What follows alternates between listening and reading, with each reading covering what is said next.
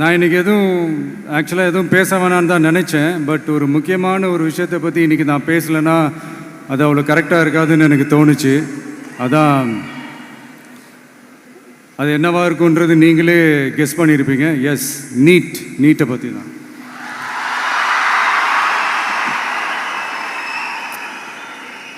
இந்த நீட்டுன்றது பார்த்தீங்கன்னா நம்ம தமிழ்நாட்டில் இருக்கிற மாணவ மாணவிகள், குறிப்பாக கிராமப்புறத்தில் இருக்கிற ஏழை எளிய பிற்படுத்தப்பட்ட, மிகவும் பிற்படுத்தப்பட்ட மற்றும் தாழ்த்தப்பட்ட வகுப்பினை சேர்ந்த இந்த மாணவ மாணவிகள் எல்லாருமே ரொம்பவும் பாதிக்கப்படுறாங்கன்றது தான் ஒரு சத்தியமான ஒரு உண்மை.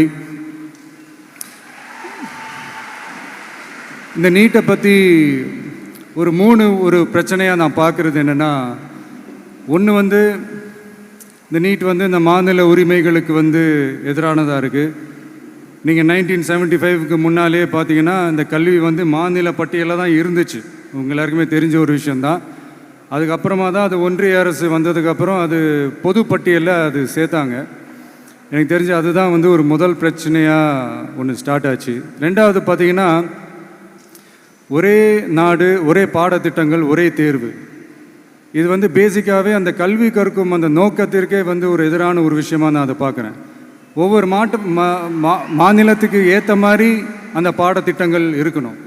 இது நான் மாநில உரிமைகளுக்காக மட்டுமே இதை நான் கேட்கல. நீங்கள் பார்த்தீங்கன்னா அந்த கல்வி முறையில் பல்வேறு கண்ணோட்டங்கள், பல்வேறு பார்வைகள், டிஃப்ரெண்ட் பர்ஸ்பெக்டிவ்ஸ்னு ஒன்று சொல்லுவாங்க இல்லையா, அப்படி அதுக்கு ஒரு முக்கியத்துவம் கொடுக்குற ஒரு விஷயமா அது இருக்கணுன்றதான் என்னுடைய பார்வை. Diversity is a strength, it is not a weakness. பன்முகத்தன்மை அப்படிங்கிறது அது ஒரு பலமே தவிர பலவீனம்னு சொல்ல முடியாது. இதில் இன்னொரு முக்கியமான ஒரு விஷயம் என்னென்னா, மாநில மொழியில் படிச்சுட்டு, ஸ்டேட் சிலபஸில் படிச்சுட்டு, என்சிஇஆர்டி சிலபஸில் தேர்வு வச்சா அது எப்படிங்க? அதுவும்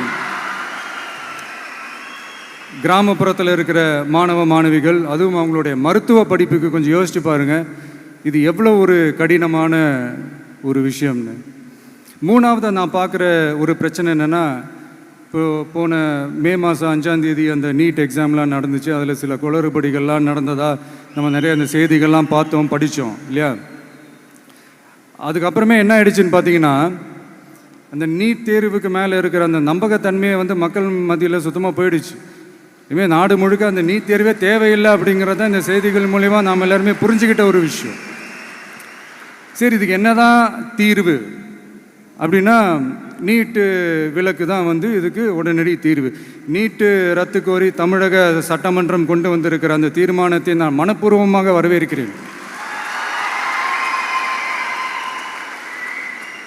இதுக்கு அந்த ஒன்றிய அரசு அந்த காலதாமதம்லாம் எதுவும் செய்யாமல் தமிழ்நாட்டு மக்கள் அவங்களுடைய உணர்வுகளுக்கு மதிப்பு கொடுத்து இதை சீக்கிரமாகவே இதை சால்வ் பண்ணணும் அப்படின்றதான் இங்கே நான் கேட்டுக்கிறேன். சரி, ஓகே, இதுக்கு நிரந்தர தீர்வு தான் என்ன அப்படின்னா, அந்த கல்வி பொது பட்டியலேருந்து மாநில பட்டியலுக்கு கொண்டு வரணும்.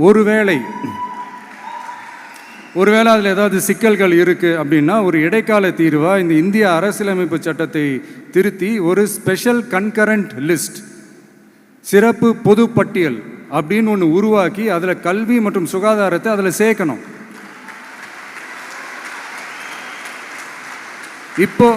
இப்போ இருக்கிற அந்த பொது பட்டியல் என்ன ஒரு பிரச்சனை அப்படின்னா, நீங்கள் அந்த துறைகள்லாம் பார்த்தீங்கன்னா மாநில அரசுகளுக்கு என்னதான் அதில் அதிகாரம் இருந்தாலும் அது முழுக்க ஒன்றிய அரசினுடைய கட்டுப்பாட்டில் தான் இருக்குது.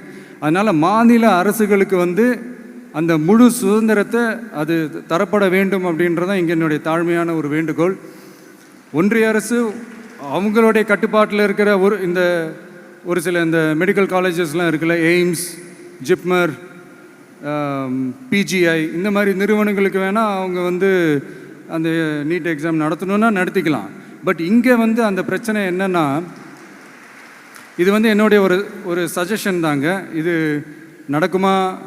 உடனே நடக்காதுன்னு எனக்கு தெரியும். அப்படியே நடந்தாலும் அதை நடக்க விட மாட்டாங்கன்னு எனக்கு தெரியும். ஸோ அதனால் இந்த சந்தர்ப்பத்தில் என்னுடைய சஜஷனை உங்ககிட்ட அதை நான் பகிர்ந்துக்கணும்னு ஆசைப்பட்டேன். இதுதான் என்னுடைய தனிப்பட்ட ஒரு கருத்து நீட்டை பற்றி. ஸோ மற்றபடி வேறு ஒன்றும் இல்லை வந்து